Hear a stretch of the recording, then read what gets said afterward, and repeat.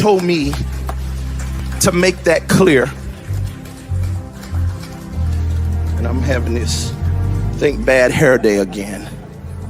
Let me fix this, because y'all know I shake it everywhere. My enemies say I got a toupee, but it's not a toupee. It's my real curly, fluffy hair, yeah. I'm sorry.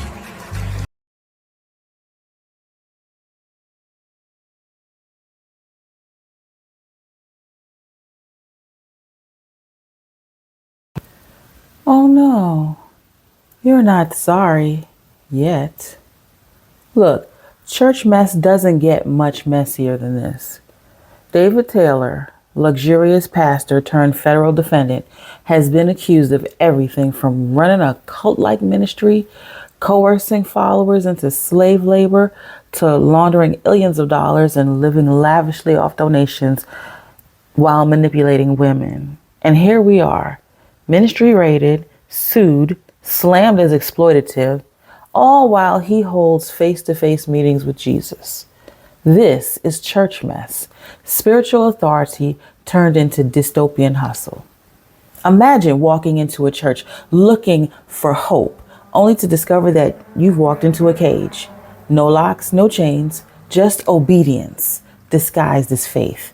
That is the hidden dystopia of religious exploitation. Let's look at David Taylor, who, along with his associate, Michelle Brannon, allegedly ran a multi-state operation built on fear, manipulation, and unpaid labor, or what the church would like to call volunteer work. Victims were isolated from their loved ones, controlled in every area of their lives, and coerced into serving, not out of love, but out of fear of divine punishment, falling into God's displeasure, fear of hell. Meanwhile, billions and billions of dollars just line the pockets of David Taylor and Michelle Brannon, who decided to just live lavishly in the fat lap of luxury. This is not just a scandal.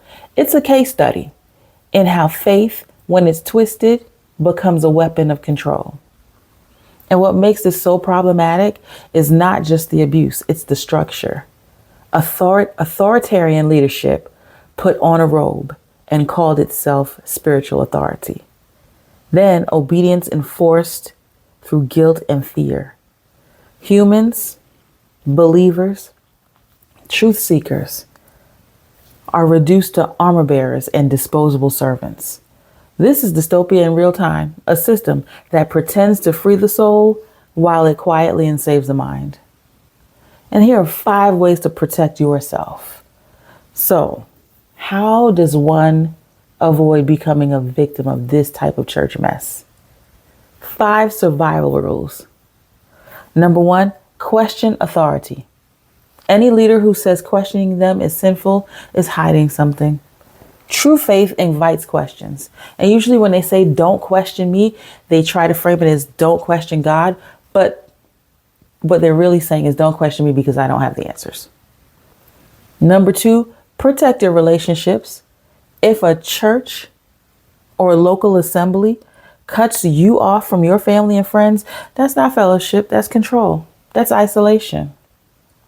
And number 3, follow the money. If giving is demanded and coerced, cajoled out of you, or tied to blessings, shrouded in secrecy, that's exploitation. That's not devotion, because the Lord loves a cheerful giver, not a coerced one. Also, number 4, start to decode the language. Watch out for manipulation. Listen for phrases like, God will punish you if you leave, or God will punish you if you do this or that.